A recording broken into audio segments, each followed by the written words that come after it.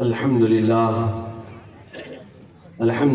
الحنان المنان الذي خلق الإنسان وعلمه البيان، والصلاة والسلام على رسوله سيد الإنس والجان وعلى آله وأصحابه ذوي الخير والإحسان، أما بعد، فأعوذ بالله من الشيطان الرجيم. بسم الله الرحمن الرحيم.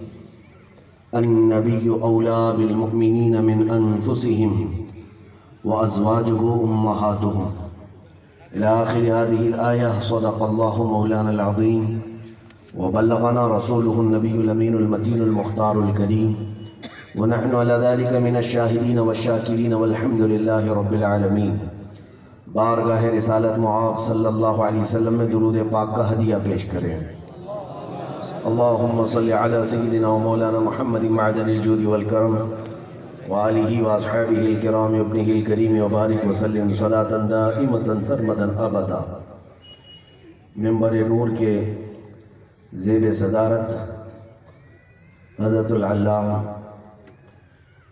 آل نبی اولاد علی سید شمس اللہ جان صاحب قبلہ دام اللہ اقبالہ نور اللہ وجہہ، اساتین ملت، علماء و مشائخ جو آج کی اس منبر پاک کی زینت ہیں، ان کا میں مشکور و ممنون ہوں کہ عزتوں سے مجھے نوازا، میری حیثیت سے زیادہ مجھے عطا کیا. اللہ تعالیٰ آپ کے حسن ظن کے مطابق مجھے بنائے. عزیزان گرامی وقار، شعراء اسلام بارگاہ مصطفیٰ میں خراج عقیدت کافی دیر سے پیش کر رہے تھے. نقیب اہل سنت مولانا کفیل صاحب جو کچھ بھی بیان کر رہے تھے، یقیناً یہ سب کا مجموعہ جاتا ہے تاجدار مدینہ کے قدموں تک. ہمارا یہ منبر، ہمارا یہ جمع ہونا، ہماری یہ محفلیں ہماری اپنی شان بڑھانے کے لیے نہیں ہے، بلکہ یہاں پر حضور کی بارگاہ میں گردنیں لٹانے کے لیے. اور اگر وہ جذبہ حاصل نہیں ہو سکا تو اس طرح کے 100 جلسے بھی بیکار ہیں. نبی پاک صلی اللہ تعالیٰ علیہ وسلم کے نام پر فدا ہونے کا جذبہ حاصل نہ ہو سکا تو کروڑوں جلسوں کا بھی کوئی حاصل نہیں ہے. میں آج قربانیوں کی بات کرتا ہوں.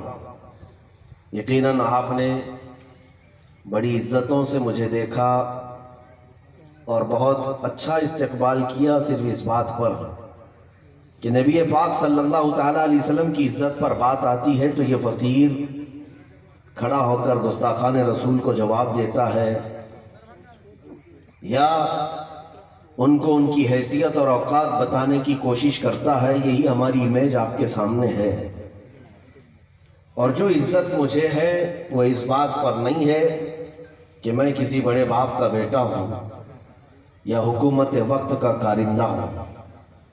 جو بھی عزت میرے پاس آج ہے وہ صرف اتنی ہے، یہ ناز یہ انداز ہمارے نہیں ہوتے، یہ ناز یہ انداز ہمارے نہیں ہوتے، جھولی میں اگر ٹکڑے تمہارے نہیں ہوتے، جب تک کہ مدینے سے اشارے نہیں ہوتے، روشن میری قسمت کے ستارے نہیں ہوتے. بس بات اتنی سی ہے. عزت جو کچھ بھی ہے ہمارے پاس وہ صرف اتنی سی ہے، جب تک بکے نہ تھے تو کوئی پوچھتا نہ تھا. یا رسول اللہ تم نے خرید کر ہمیں انمول کر دیا. اب حضور پاک صلی اللہ تعالیٰ علیہ وسلم کے گستاخوں کے لیے کھڑا ہونا میرے عزیزوں، یہ صرف کام سلمان کا نہیں بلکہ ہر مسلمان کا. مسلمان ہی وہ ہے جو نبی پاک صلی اللہ تعالیٰ علیہ وسلم سے کمال درجے کی محبت رکھتا اور ان کی شان میں ادنا توہین بھی برداشت نہ کرتا. ساری دنیا ایک طرف، میرے نبی کی عزت ایک طرف. اسی لیے اقبال نے کہا آبروئے ماں زنام مصطفیٰ است. اقبال کہتا ہے کہ اے لوگوں، ہم سب کی جو عزت ہے یہ نام مصطفیٰ سے ہے. اگر وہ نام سلامت ہے تو سب کی عزت سلامت ہے، اور اگر اس نام پر حملہ ہوا تو تمہاری کسی کی عزت باقی نہیں. سب کی عزت جانے والی ہے. اگر تم یہ سمجھتے ہو کہ یہ سارا کام صرف علماء کا ہے یا چند مبلغین کا ہے یا کوئی سٹیج ہلانے والے کا کام ہے تو خام خیالی میں ہو. تم اگر اپنا وجود اور اپنی بقا چاہتے ہو تو نبی کی بات کرو. اگر اپنا مستقبل چاہتے ہو کہ میری اولاد میری نسل دائرہ اسلام میں رہے تو آج نبی پاک کی بات کرو. آج سے 100 سال پہلے بریلی کا امام پکار کر کہہ رہا تھا آج لے ان کی پناہ، آج مدد مانگ ان سے. یہ صرف وہابیوں کے لیے نہیں ہے، یہ سنیوں کے لیے بھی ہے. آج لے ان کی پناہ، آج مدد مانگ ان سے. پھر نہ مانیں گے قیامت میں اگر مان گیا. وہاں تو عزت حضور کی ہوگی اور وہاں دیکھ کر کے تو ہر کوئی ماننے کو تیار ہوگا. فرعون، قارون، حامان بھی مان جائیں گے. وقت کا ابو جہل، وقت کا ابو لہب بھی مان جائے گا کہ اللہ کے رسول کی شان کیا ہے. لیکن کمال اس میں ہے کہ اے مسلمان آج لے ان کی پناہ، آج مدد مانگ ان سے. میں جو بات عرض کرنے جا رہا ہوں وہ توجہ سے سنیں. حضور پاک صلی اللہ تعالیٰ علیہ وسلم کی شان میں بھونکنے والے کتے یہاں روز پیدا ہونے لگ گئے اور ہندوستان کے ماحول کو زہریلا کرنا شروع کر دیا. یہ چند سالوں سے ہونے لگا. یہ صرف تمہارے ایمان کے بخار کا ٹیمپریچر ناپنے کی کوششیں ہیں اور 25 کروڑ مسلمان کیا کرتے ہیں یہ دیکھا جائے گا. اپنے نبی پاک کی عزت اور ان کی حرمت پر ان کا ریئیکشن کیا ہوگا یہ دیکھا جائے گا.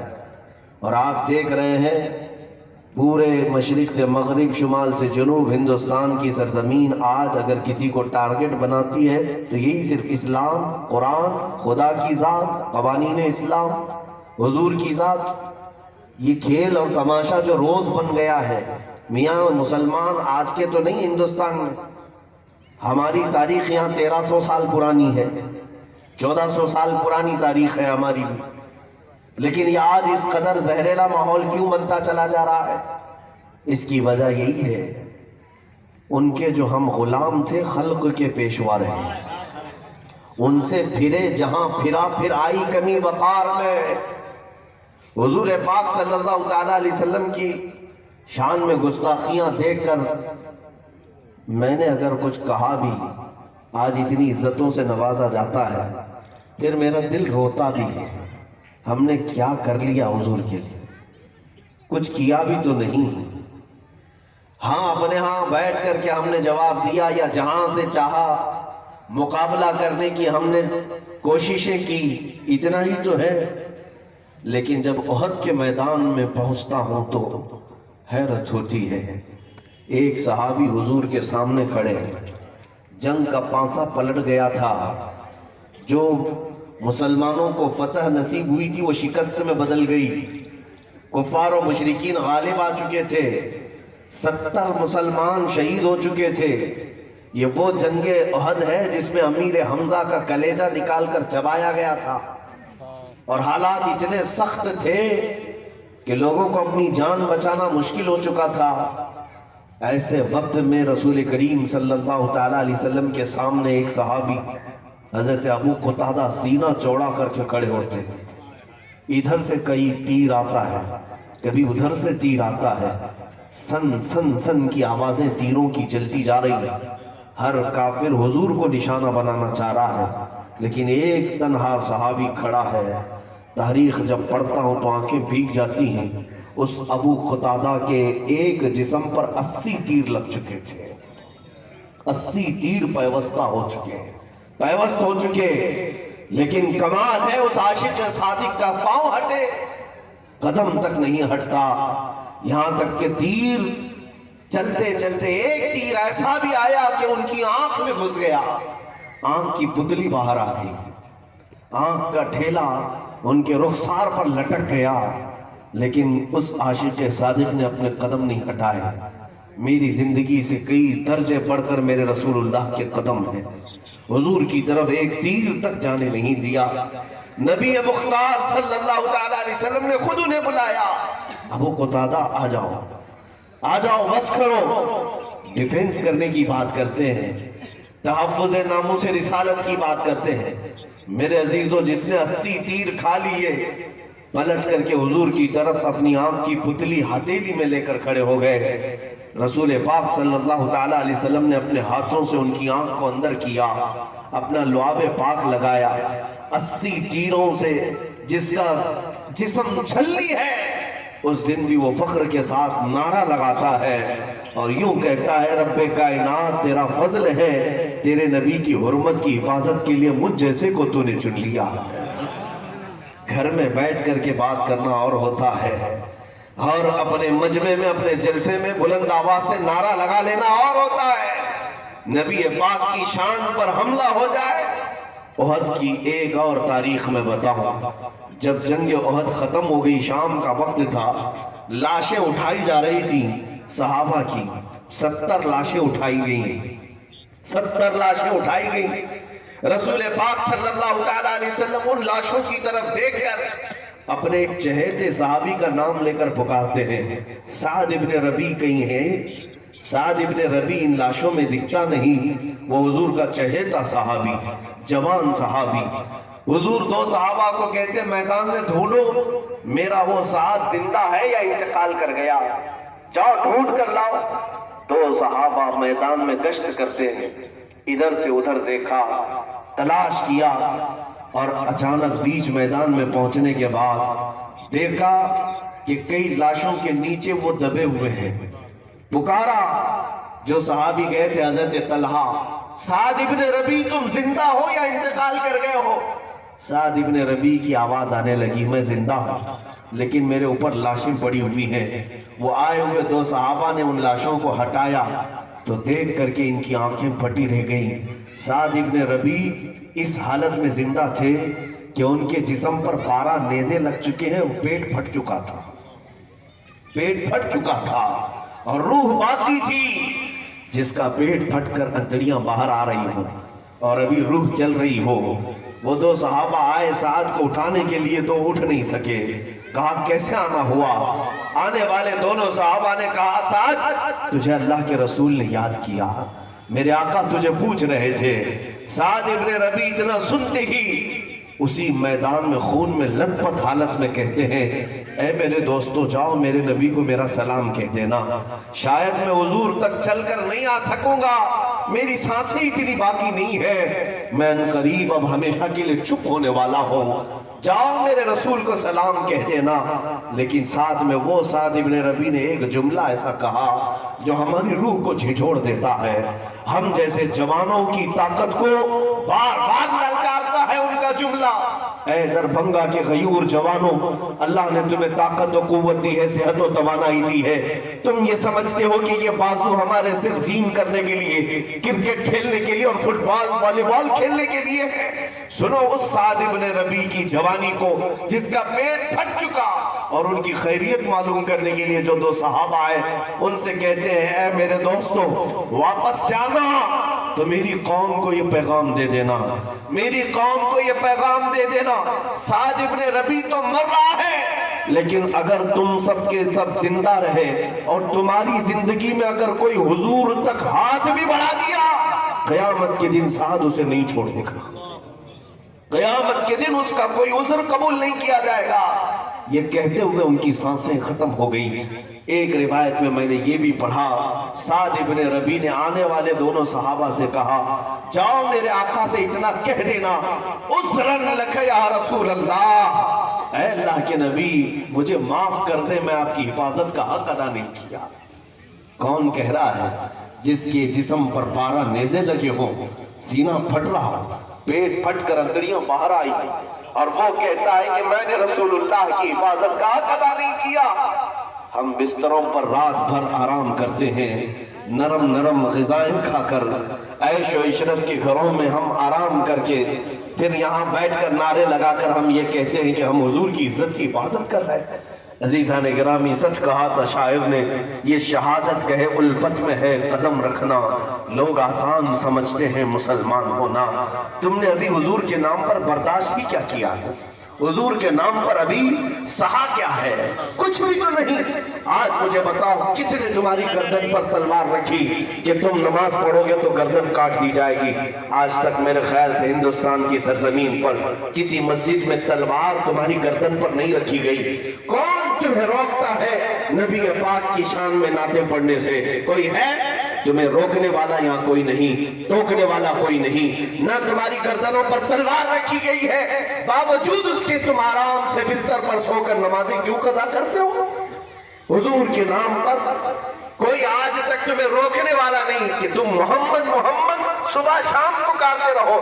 مجال ہے یہاں کسی کی کہ تمہاری زبان کھینچے، باوجود اس کے تمہاری زبان آج گندے گانوں کی اور گندے نغموں کی دلدادہ ہو چکی ہے، اور تمہاری زبانوں پر عشق رسالت معاد کے نغمے نہیں آتے، حضور کی نعتیں نہیں آتی۔ کچھ تو ہمیں بدلنے کی ضرورت ہے۔ اے میرے عزیزوں، آج جو لوگ یہ واویلا مچا رہے ہیں کہ ہمارا ماحول خراب ہو گیا، کیوں نہ خراب ہوگا؟ اسلام کو تم نے اپنے گھروں میں اجنبی کر دیا ہے، نبی پاک کی سنتوں سے تم خود ناآشنا ہونے لگ گئے۔ ہمارے معاشرے میں اب مجھے بتاؤ، ابھی اگر میں ایک نعرہ لگاؤں حضور کے نام پر، گردن کون فدا کرے گا؟ ہر ایک کے دو ہاتھ اٹھ جائیں گے، گردنیں اٹھ جائیں گی۔ میرے عزیزوں، جو حضور کے نام پر گردن قربان کر سکتا ہو، رسول پاک پر جان دینے کی بات کرتا ہو، وہ فجر میں اپنا بستر چھوڑنے کو تیار نہیں۔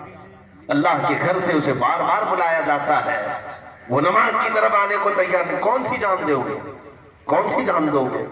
میرے عزیزوں، اسلام کو ہم نے آج اپنے گھروں میں اجنبی کر دیا۔ میں چند دن پہلے کی بات ہے، رات بھر پڑھتا رہا اور آنکھیں ڈبڈباتی رہیں۔ تاریخ پڑھنے کے بعد میں نوجوانوں کو گزارش کروں گا، انٹرنیٹ تمہارے ہاتھ میں ہے، موبائل تمہارے ہاتھ میں ہے، صرف گیم کھیلنے کے لیے نہیں ہے، صرف گندی تصویریں سرچ کرنے کے لیے یا دن بھر فیس بک، واٹس ایپ، انسٹا پہ چیٹنگ کرنے کے لیے نہیں ہے۔ تھوڑا تاریخ اسلام کا مطالعہ بھی کر لو، تمہارے جیالے، تمہارے اسلاف کے کردار کا مطالعہ بھی کر لو، تم کس کے وارث ہو یہ بھی ذرا پڑھ لیا کرو، تم کس کے وارثین میں شمار کیے جاتے ہو یہ بھی ذرا مطالعہ کر لو۔ مجھے حیرت ہوئی جب پڑھ رہا تھا، یہ وہ اسلام ہے جو ایک ریگستان کی سرزمین سے نکلا، دیکھتے دیکھتے پوری دنیا میں چھا گیا۔ وہ مدینے کے چھپر کے گھروں سے نکلا تھا، کھانے پینے کی قلت ایسی کہ ایک کھجور پر 4 صحابہ پورا دن گزار لیتے تھے۔ جب خندق کھودنے کی بات آتی، پیٹ پر پتھر باندھ کر 2 دن تک بھوکے رہ جاتے۔ لیکن ان فاقہ کشوں کو دیکھو تو ذرا، پیروں میں چپل نہیں، پہننے کے لیے کپڑے پورے نہیں، لباس میں پیبند لگا ہے۔ مسجد میں جب آتے، مسجد نبوی میں سجدہ کر کے اٹھتے تھے، سب کی پیشانیاں کنکریوں سے چھپی ہوئی ہوتی۔ وہ ننگی زمین پر سجدہ کرنے والے دیوان گانے عشق محمد، لیکن جب بات کرتے تھے تو قیصر و کسریٰ کو پلٹنے کی بات کرتے تھے۔ روم کے تخت کو پلٹ دیا، کسریٰ کے غرور کو، اس کے گھمنڈ کو مٹی میں ملا دیا، خاک میں ملا دیا۔ ارے جس طرف گئے سیل رواں بہتا چلا گیا۔ ہم تاریخ پڑھ رہے تھے، آخر کیا چیز تھی ان کے پاس جو یہ کہتے تھے دشت تو دشت ہے، دریا بھی نہ چھوڑے ہم نے، بحر ظلمات میں دوڑا دیے گھوڑے ہم نے۔ انہیں نہ کوئی سمندر روک پا رہا تھا، نہ کوئی آندھی روک پا رہی تھی، نہ کوئی جنگل روک پا رہا تھا، نہ کوئی درندہ روک پا رہا تھا۔ آخر کون سی وہ طاقت تھی؟ ان کی سیماب کیا تھی؟ ان کی سرحدیں کیا تھی؟ اللہ۔ آج 25-30 کروڑ مسلمان پرچم اسلام لہرانے کے لیے جھجک محسوس کرتے، ڈر محسوس کرتے، پتہ نہیں کون آ جائے گا، کون کیا کر لے گا۔ لیکن تاریخ کا مطالعہ کرتا ہوں تو پھر پتہ چلتا ہے بڑے بڑے راجے مہاراجے اور گھمنڈ اور غرور کے نشے میں یہاں چور لوگوں کے درمیان ایک مرد قلندر غریب نواز آیا، معین الدین حسن چشتی آیا، نہ اس نے طاقت کے غرور کو دیکھا، نہ سامنے